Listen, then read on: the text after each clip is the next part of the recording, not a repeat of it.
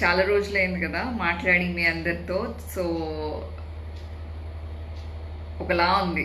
చాలా రోజులైపోయింది కదా లైవ్లోకి ఇలా కెమెరా ముందుకు వచ్చి. కొన్ని విషయాలు క్లుప్తంగా మీతో పంచుకుంటాను.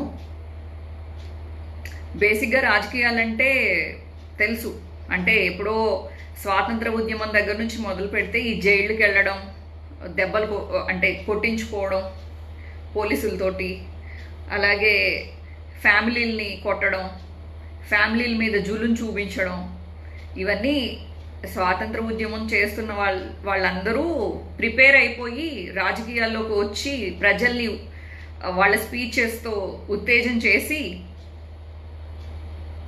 మొత్తానికి మనకైతే ఇండియాకి ఇండిపెండెన్స్ అయితే తీసుకొచ్చారు.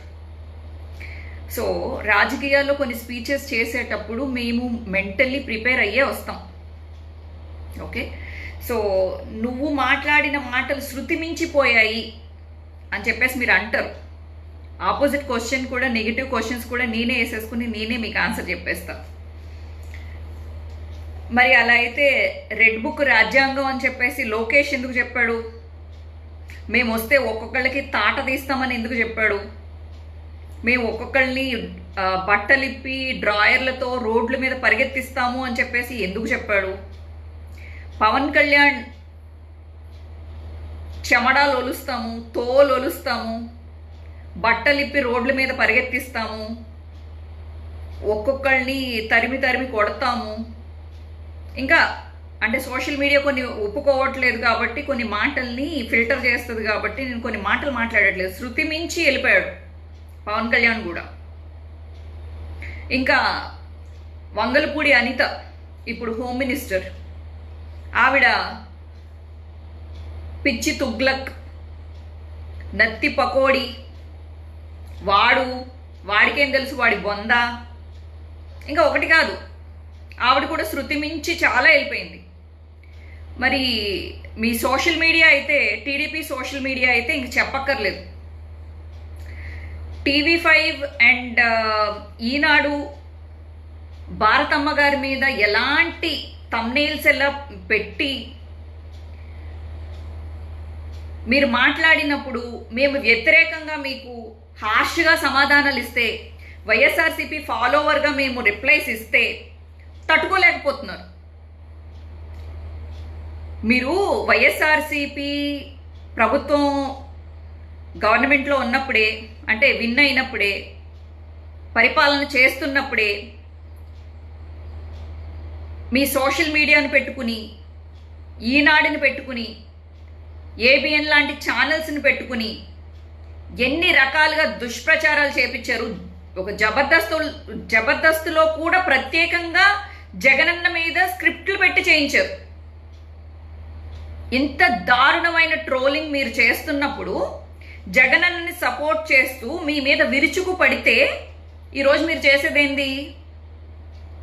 మా మీద కేసులు. మీరు చేస్తేనేమో మీకు రెడ్ బుక్ రాజ్యాంగం కదా. మీ రెడ్ బుక్ రాజ్యాంగంలో ఏముంటుంది?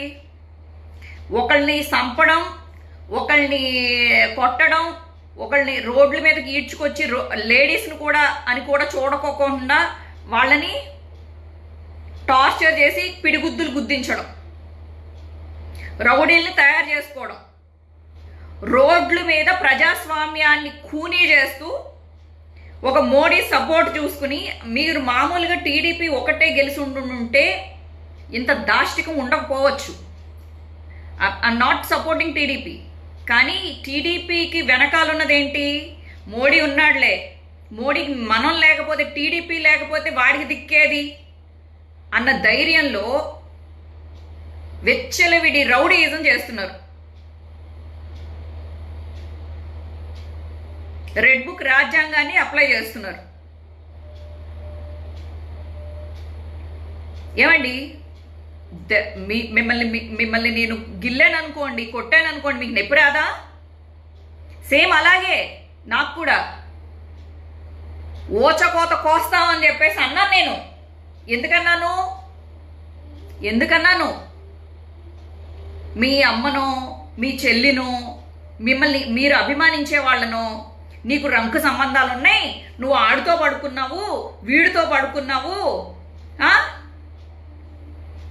నువ్వు క్రిస్టియన్వి, జగనన్నని క్రిస్టియన్ అని చెప్పేసి ఎన్ని రకాలుగా ఆడుకున్నారు. వాళ్ళ బాబాయ్ హత్యతో ఆయనకు సంబంధం లేకపోయినా కోర్టులున్నాయి, పోలీసులు ఉన్నారు, సిబిఐ ఉంది, ఇన్ని ఎంక్వైరీలు వేసుకున్న తర్వాత కూడా జగనన్నకి సంబంధం ఉన్నట్టు కనీసం 0.01% లింక్ ఉన్నట్టు కూడా ఎక్కడ ఆధారాలు లేవు. అయినా కానీ అవినాష్ రెడ్డి గారిని ముందు పెట్టి ఆయనతో అక్రమ సంబంధాలు చూపిస్తూ అసలు మీ టీడీపీకి మీరు అనుకుంటే అక్రమ సంబంధాలు అంటగడతారు, వాళ్ళకి హత్యలు అంటగడతారు, వాళ్ళ ఫ్యామిలీని రోడ్ల మీదకి తీసుకొచ్చి నానా రకాల దుర్భాషలు ఆడిస్తారు మీ టీడీపీ రౌడీలతోటి. మీరు ఎన్ని దాష్టికాలు చేసినా మాలాంటోళ్ళు నోరిప్పకూడదు. ఇప్పుడు మీరేం చేస్తారు? విచ్చలవిడి రెడ్ బుక్ రాజ్యాంగంలో మా పేర్లు ఎక్కించి మా మీద కేసులు పెట్టి మా ఇళ్ళకెళ్ళి మా అమ్మ నాన్న వాళ్ళతో సంబంధం లేదు మహాప్రభు అని చెప్పి నేను ఎన్నోసార్లు మొత్తుకున్నా.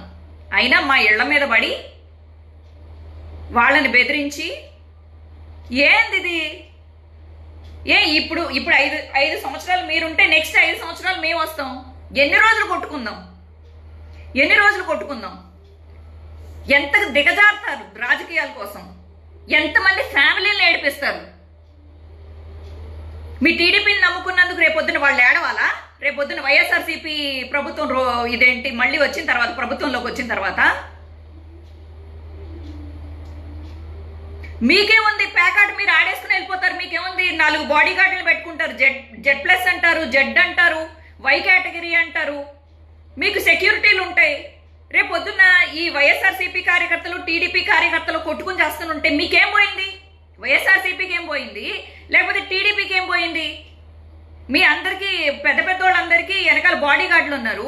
మాలాంటి వాళ్ళకి ఎవరున్నారు? మా ఫ్యామిలీలు ఏం చేసినాయి? మీరు 1 కాదు 10 కేసులు, 10 కాదు పోనీ 100 కేసులు పెట్టుకోండి. కర్మనేది దేవుడు అనేవాడు ఒకడు ఉన్నాడు కదా.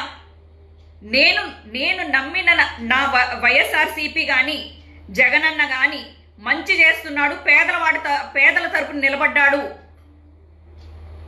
అనే ఒక నమ్మకంతో ఒక నాయకుడిని నమ్మేం తప్ప మీరు వెంకటేశ్వర స్వామిని నమ్ముతారండి. నేను దుర్గమ్మ వారిని నమ్ముతాను. నేను నిన్ను తిడతానా? నీ నమ్మకం నీది, నా నమ్మకం నాది. అందుకని కొట్టుకుని చచ్చిపోదామా మన ఇద్దరం? నువ్వు వెంకటేశ్వర స్వామిని ఎందుకు పూజిస్తావోయ్? నేను దుర్గమ్మని పూజించాలి అని చెప్పేసి నేను ఏమైనా కొట్టినా నిన్ను? నా ఇష్టం. నా నాయకుడు ఎవరో, నా దేవుడు ఎవరో, లేకపోతే నా లైఫ్ స్టైల్ ఏంటో, నా మాట తీరేంటో నా ఇష్టం.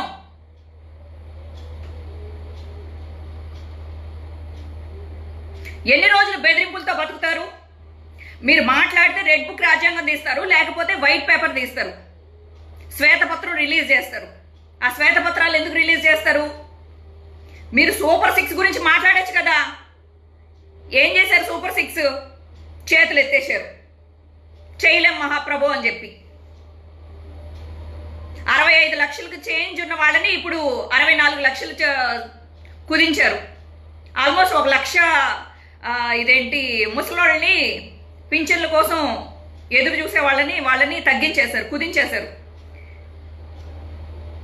మీ ఇష్టానికి మీరు లిస్టులు ప్రిపేర్ చేసుకోండి, మీకు కావాల్సిన వాళ్ళకే ఇచ్చుకోండి పైసలు. ఇప్పుడు 7 కేసులు పెట్టారంటే 70 కేసులు పెట్టండి సార్. ఎక్కడికి రమ్మంటారు? పోనీ నేను ఆంధ్ర వచ్చి లొంగిపోమంటారా? లొంగిపోతా. రోజు ఎందుకు ఈ దొంగ పిల్లి ఆట, ఏంటి దొంగ పోలీస్ ఆట, పిల్లి ఎలక ఆట? నా మీద ఎన్ని కేసులు పెట్టాలో పెట్టారు.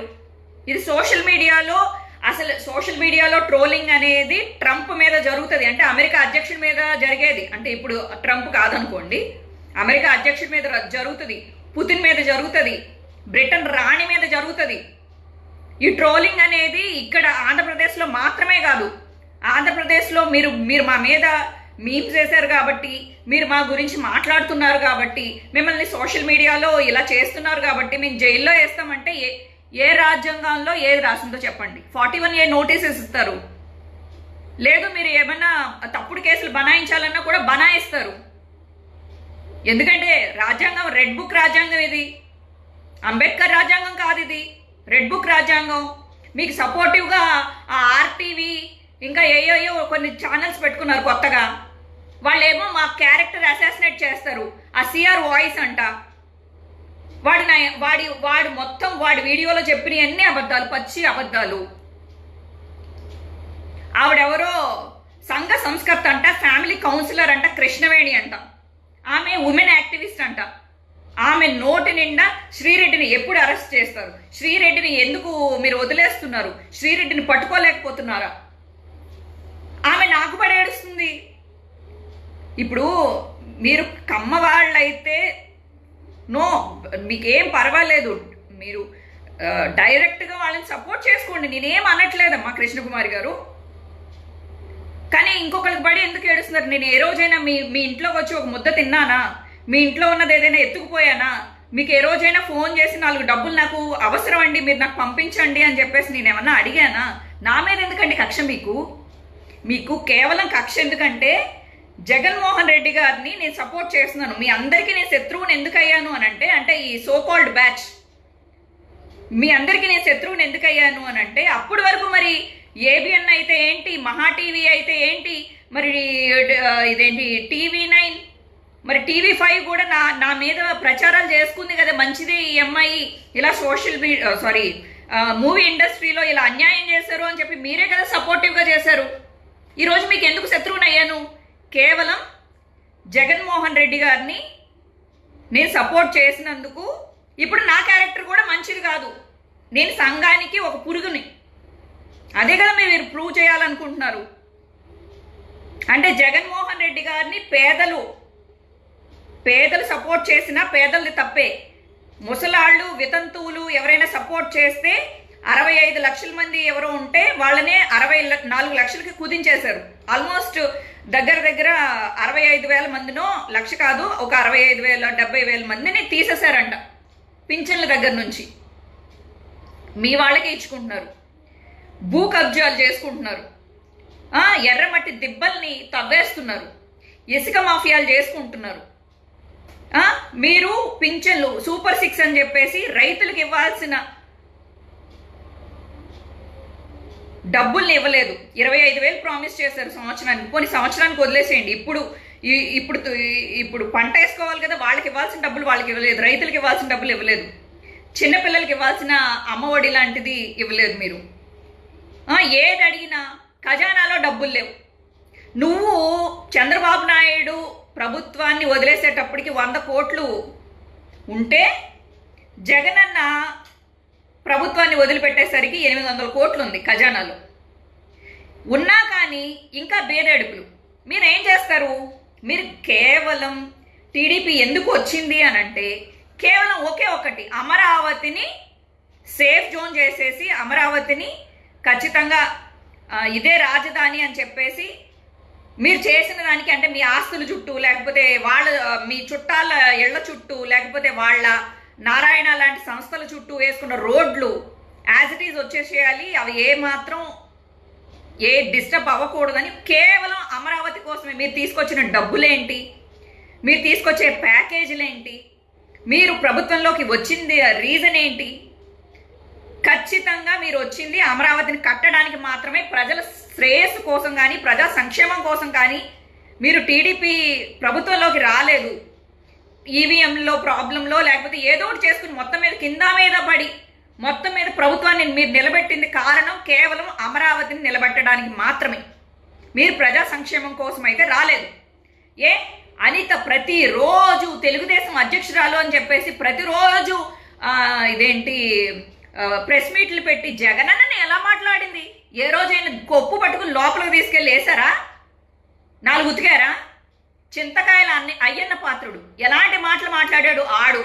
మాట్లాడితే జగనన్నని మీరు మాట్లాడితే వాడికి ఉన్న బట్టతలను ఏమన్నా పుచ్చుకుని ఏమైనా జైల్లో వేసారా? వేసినట్టు వేసి ఒక రోజు కూడా ఉండలేదు కదా.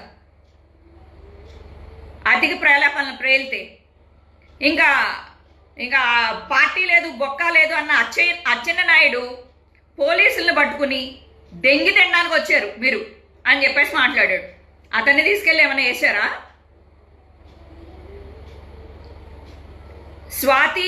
శ్వేత చౌదరి ఆమెని లండన్లో కూర్చోబెట్టి 2 పూట్ల 3 పూట్ల మేపుతూ ఆమెని అడ్డమైన తిట్లు తిట్టించారు.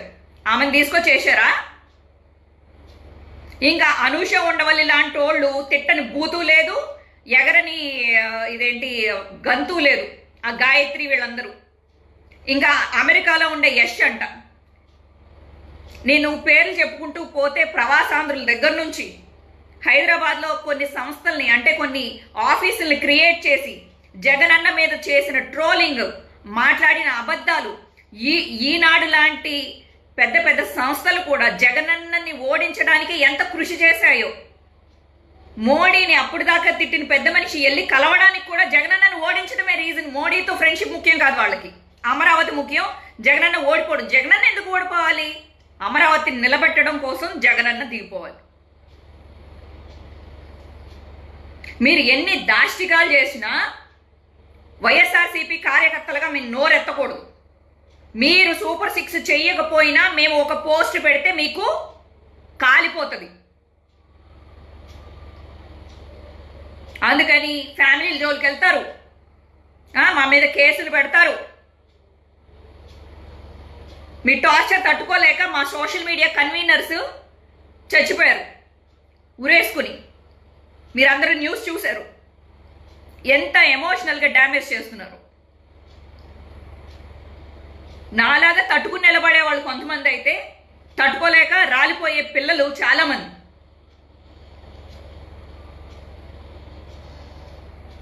నేను వైఎస్ఆర్సీపీకి కూడా ఒకటే చెప్తున్నాను, సార్ మీరు మీ అందరికీ వెనకాల బాడీ గార్డ్స్ ఉన్నారు, మాకెవరు ఉండరు, మేము కష్టపడ్డాం. మీరు ఎంత ఫీల్ అవుతున్నారో వైఎస్ఆర్సీపీ ఓడిపోయినందుకు వైఎస్ఆర్సీపీ అధ్యక్షుడు జగన్మోహన్ రెడ్డి గారు ఎంత ఫీల్ అవుతున్నారో, వాళ్ళ ఫ్యామిలీ మెంబర్స్ ఎంత ఫీల్ అవుతున్నారో, ఎమ్మెల్యే ఎంపీలు వాళ్ళు ఎంత ఫీల్ అవుతున్నారో మాకు తెలీదు. కానీ వైఎస్ఆర్సీపీని నమ్ముకుని మేము ఇంకా వైఎస్ఆర్సీపీ ఓటమిని మేము ఇంకా తట్టుకోలేకపోతున్నాం. ఇప్పటికీ మేము ఏడుస్తూనే ఉన్నాం. మీకు జరిగిందా డ్యామేజ్? ఎంత డ్యామేజ్ జరిగిందో మాకు తెలీదు. మీరు ఎన్ని కోట్లు నష్టపోయారో కూడా మాకు తెలీదు. కానీ వీళ్ళు చూడండి, మమ్మల్ని కేసులు పెట్టి మా క్యారెక్టర్ అసెస్మెంట్ చేసి దారుణంగా ట్రోలింగ్లు చేపించి ముష్టి కామెడీలు చేసుకుంటూ ముష్టి ఎదవల నలుగురిని క్రియేట్ చేసి నా గురించి మాట్లాడేస్తున్నారు.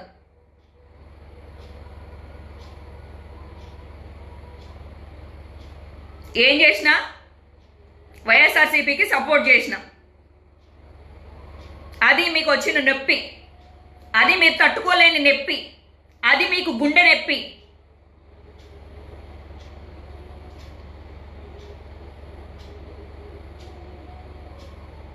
మీరు ఓటమి అయినా విజయం అయినా మేము ఒకలాగే తీసుకుంటామని చెప్పేసి వైఎస్ఆర్సీపీలో కొంతమంది మాట్లాడతారు.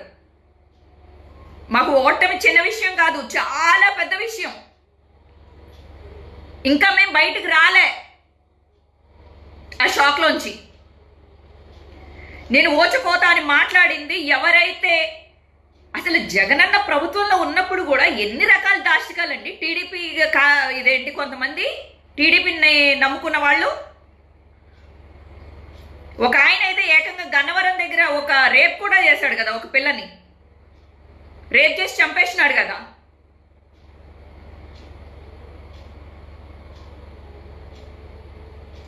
మరి వీళ్ళందరూ ఆంధ్రాలో నిలబడి ఎన్నెన్ని మాటలు మాట్లాడారు.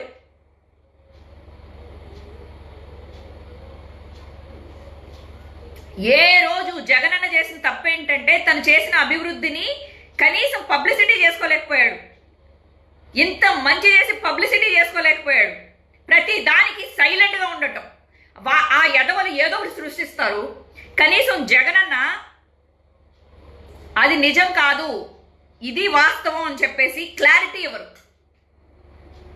ఎంత సైలెన్స్ అంటే అంత సైలెన్స్. ఆ సైలెన్స్ అతన్ని తినేసింది విషంలాగా, అతని పార్టీని తినేసింది. వాళ్ళకేం పోయింది నష్టం? పార్టీ నమ్ముకున్న మాలాంటి వాళ్ళకి కదా నష్టం.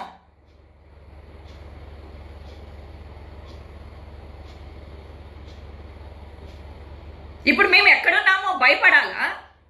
ఎక్కడెక్కడికో పారిపోవాలా? ఊర్లో వదిలేసి పోవాలా? పెద్ద పెద్దోళ్ళకేం కాదు, చిన్నోళ్ళకే. ఇదంతా చాలా ఆవేదనతో వస్తున్న మాటలు. నేను పార్టీనేమి అవమానించట్లేదు, కానీ మా బాధ, ఉక్రోషం అండ్ మేము మానసికంగా ఎంత వ్యధ అనుభవిస్తున్నాం. మేం కాదండి, మేము వైఎస్ఆర్సీపీని ఇదేంటి సపోర్టివ్గా మాట్లాడుతున్నందుకు మేమేం పాపం చేసాం? మా తల్లిదండ్రులు ఇప్పుడు నాలా సోషల్ మీడియాలో సపోర్ట్ చేసిన ఎంతో మంది తల్లిదండ్రులు మేమేం తప్పు చేసాం? నువ్వు వైఎస్ఆర్సీపీ అని నోరు మాట్లాడావు, నోరెప్పి. మేమేం తప్పు చేసాం? మమ్మల్ని ఏపేస్తున్నారు టీడీపీ వాళ్ళు అని మాట్లాడుతుంటే, తల్లిదండ్రులు ఏడుస్తుంటే మేమేం చెప్పాం సమాధానం వాళ్ళకి?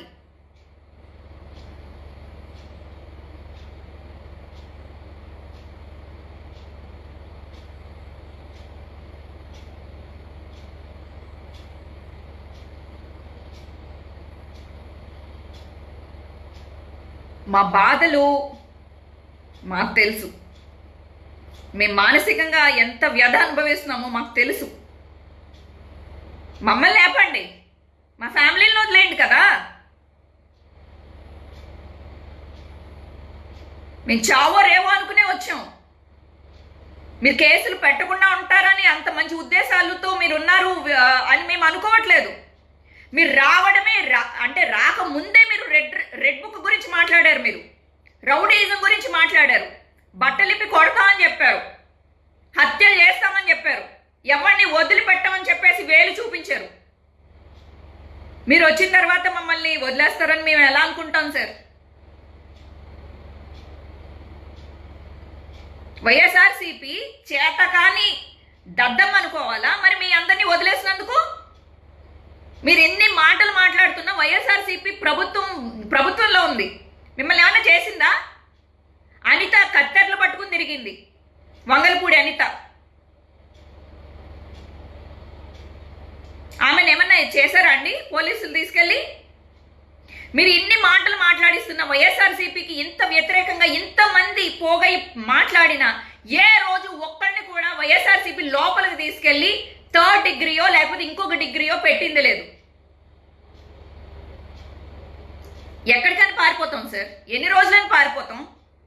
ఎన్ని రోజులని ఇదేంటి దాక్కోవాలి? ఎన్ని రోజులని భయపడాలి? భయపడి 100 రోజులు బతికే కన్నా ధైర్యంగా 1 రోజు బతికితే చాలని చెప్పి వివేకానంద చెప్పాడు. ఇన్ని రోజులని భయపడలా, మానసికంగా క్షోభ అనుభవించారు. దానికి తగ్గట్టు ఫినాన్షియల్లీ చాలా ప్రాబ్లమ్స్ ఉన్నాయి నా లైఫ్లో.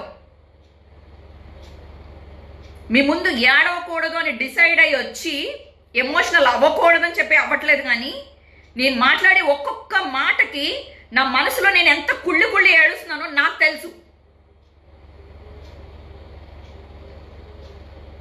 ఈ మాటలు మాట్లాడడానికి కూడా, ఈ ధైర్యం కూడగట్టుకోవడానికి కూడా నాకు చాలా రోజులు టైం పట్టింది. దీని వెనకాల ఈ క్షోభ అనుభవించడానికి, మీ ముందుకు రావడానికి ఎన్ని రోజులు నేను మాట్లాడాలి అన్న నాకు నేనే తగ్గించుకుని నేను మళ్ళీ రెచ్చిపోయి మాట్లాడితే మళ్ళీ వైఎస్ఆర్సీపీకి సంబంధించిన వాళ్ళని ఎవరినైనా ఏమన్నా అంటారేమో, ఎవరినైనా కొడతారేమో, నలుగురు పిల్లల్ని కొట్టించిన పాపం మళ్ళీ నాదవుతుందేమో. నేను రెచ్చిపోయి మాట్లాడితే ఇది నాకు సంబంధించిన వ్యక్తిగత విషయం కాదు, ఇది పార్టీకి సంబంధించిన విషయం అని చెప్పి ఎంతో ఆవేదన ఉన్న మనసులో అణుచుకుని నా సైలెన్స్కి ఇదే కారణం అండి.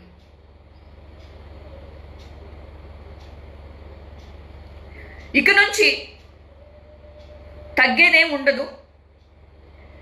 మీరు ఇన్ని రకాలుగా ప్రజల్ని ఇబ్బంది పెడుతూ, అంటే వైఎస్ఆర్సీపీ కార్యకర్తల్ని కాదు, సామాన్య ప్రజానికానికి మీరు సూపర్ 6 అని ఇస్తానన్న వాటిని అమలు చేయండి.